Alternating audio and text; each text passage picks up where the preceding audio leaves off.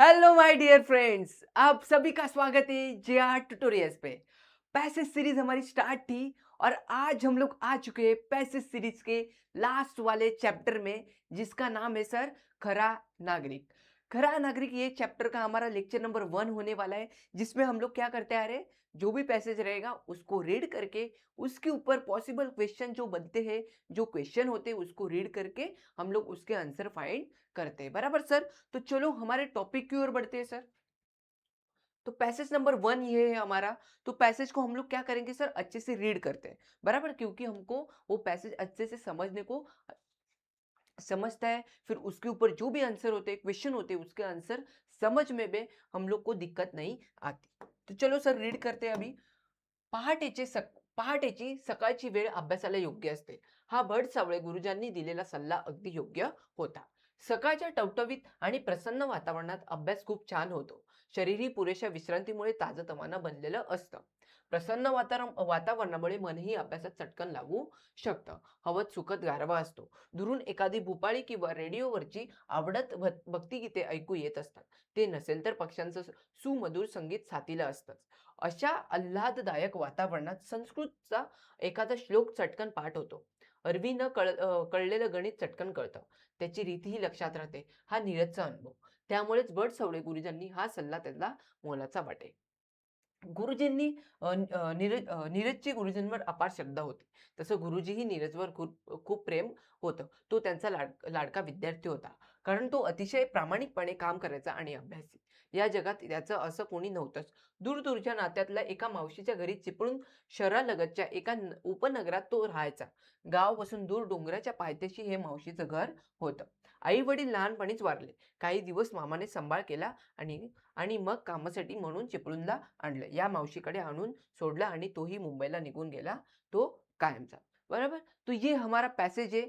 आप लोग क्या करो कि जो भी आपके पास बुक, मतलब आपके पास बुक रहेगी तो बुक लेके बैठो और ये पैसेज को अच्छे से समझो, रीड करो। 2-4 मिनट 2 बार रीड करो ताकि आपको अच्छे से पैसेज समझेगा, और समझने के बाद आपको मालूम है क्वेश्चन क्वेश्चन का आंसर आप फटाक से उसका आंसर निकाल सकते हो और लिख सकते हो। बराबर? तो हम लोग अभी जा रहे हैं क्वेश्चन की ओर।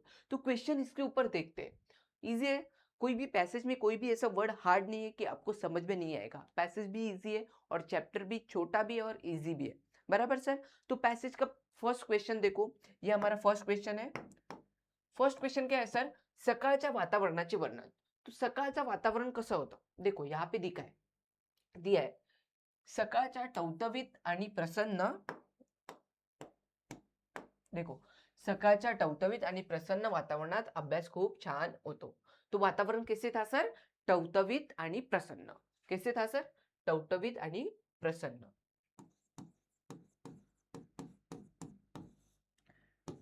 आणि प्रसन्न. बराबर सर? समझ गया? सेकंड क्वेश्चन देखो। सेकंड क्वेश्चन क्या है? वातावरणाची वैशिष्ट्य। वातावरणाची वैशिष्ट्य क्या था? फर्स्ट तो क्या था? वातावरण कैसे था? टवटवीत था, प्रसन्न था, वो तो लिख सकते हो। और क्या था? और क्या उसकी वैशिष्ट्य थी? देखो यहाँ पे दिया है, उसके आगे ही दिया है। देखो, हवेत सुखद गारवा असतो।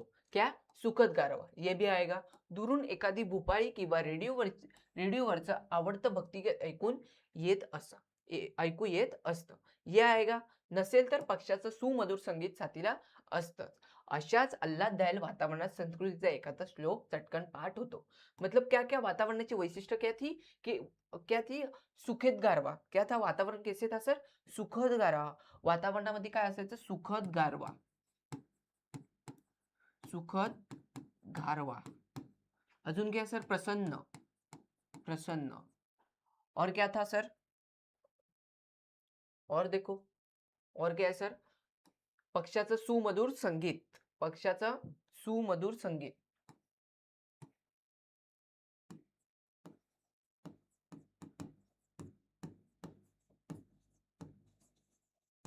सुमधुर संगीत।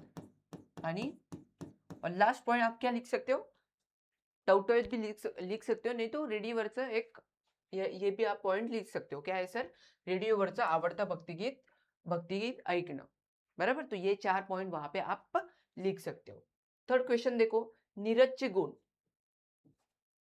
नीरजचे गुण काय काय होता? नीरज कसा होता? प्रामाणिक होता सर आणि अभ्यासाती हुशार होता. अभ्यासू होता आणि प्रामाणिक. बराबर. तो ये आपका आंसर आएगा. फोर्थ क्वेश्चन देखो क्या है, चौकटी पूर्ण करा. सकाळचे वातावरण. सकाळचे वातावरण कैसे था? हम लोग ने सर पैसेज के सेकेंड लाइन पे ही देखा था इसका. क्या है सर? सकाळचे वातावरण टवटवीत आणि प्रसन्न. तो क्या आएगा उसका आंसर सर?